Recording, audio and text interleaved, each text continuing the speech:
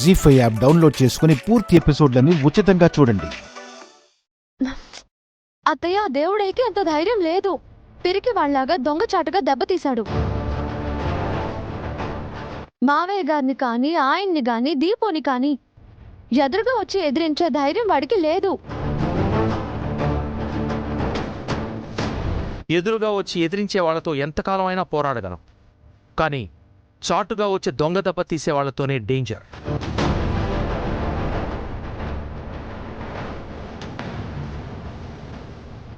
కానీ ఇప్పుడు వాడి నైజం ఏంటో మనకి తెలిసింది కదా మావయ్య. ఇకపై అందరం చాలా జాగ్రత్తగా ఉందాం. వాడు ఎప్పుడు ఎలా దాడి చేస్తాడో తెలియదు కదమ్మా. వాడు అడిగింది వాడి మొహాన్ని కొట్టేస్తే ఏ గొడవ ఉండదు కదా.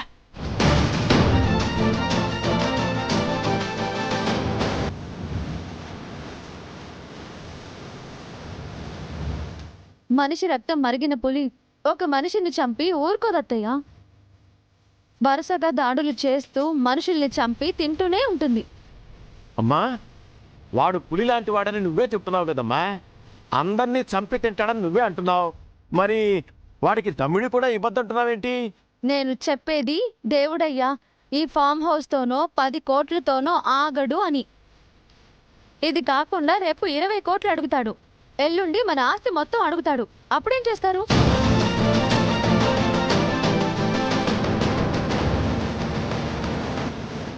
అలా ఎలా అనుకుంటాడు?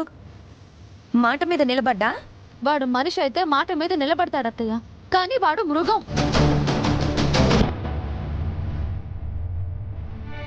ఇప్పుడు మనం డబ్బులు ఇస్తే మనం భయపడ్డామని వాళ్ళకి అర్థం అవుతుంది. భయపడే వాళ్ళని ఇంకా భయపెడతారు అలాంటి దుర్మార్గులు.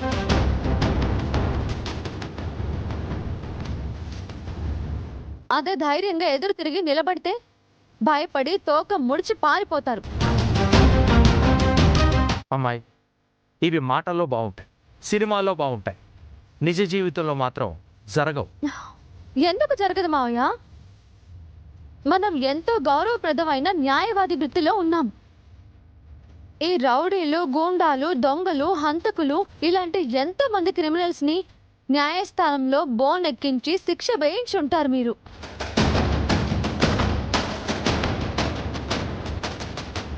అలాంటి మీరు ఆఫ్టర్ ఆల్ ఇలాంటి ఒక గూండాకి తల వంచడం ఏంటి? న్యాయానికి ప్రతిరూపమైన మిమ్మల్ని చూసి వాడు భయపడాలి, కానీ వాడితో మీరు రాజీ పడ్డం ఏంటి మావయ్య?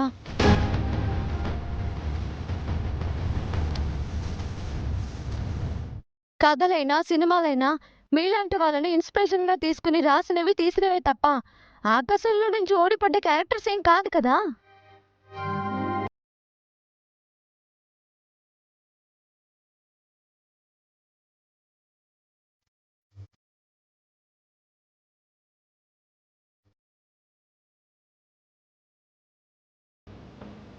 మన బలహీనతే దేవుడయ్యే బలం అవుతుంది మావయ్య. మన బలమే వాడి ఆయుధం అవుతుంది.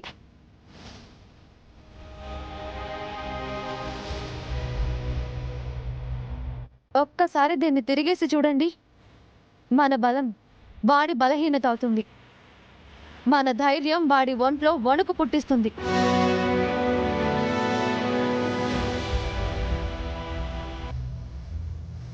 ఒక్కసారి వాడిని భయపెట్టి వాడి ధైర్యాన్ని చంపితే చాలు, వాడు చచ్చేదాకా మన జోలికి రాడు.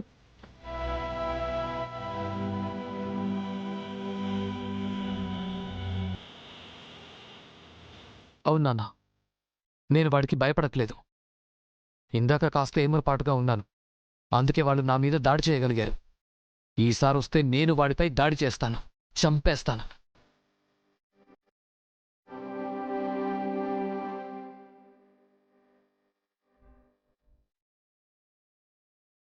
నేను కూడా వదిన అన్నలకి సపోర్ట్ చేస్తాను నాన్న. ఈసారి దేవుడై వస్తే నా చేతిలో చస్తాడు.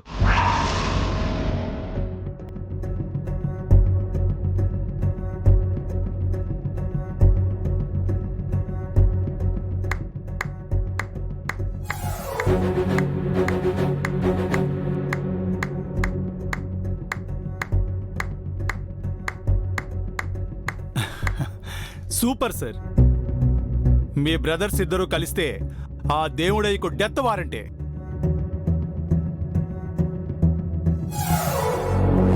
ఈ మాటలకేం గాని దేవుడయ్య గొడవ మనకొద్దు ప్రసాద్. ఆస్తి పత్రాలు వాడి మొహాన కొట్టండి. లేదు భువన, దివే చెప్పిందే రైట్.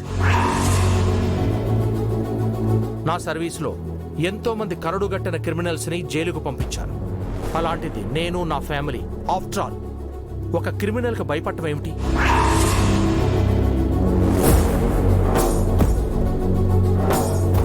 ఆ దేవుడయ్యే కాదు, వాడిని పుట్టించిన దేవుడొచ్చినా సరే వాడికి చిల్లుగవ్వ కూడా ఇవ్వను.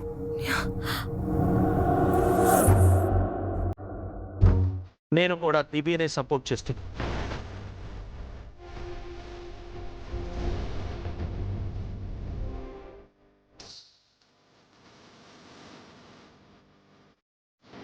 చాలా థ్యాంక్స్ మామీ. Thanks ma'am.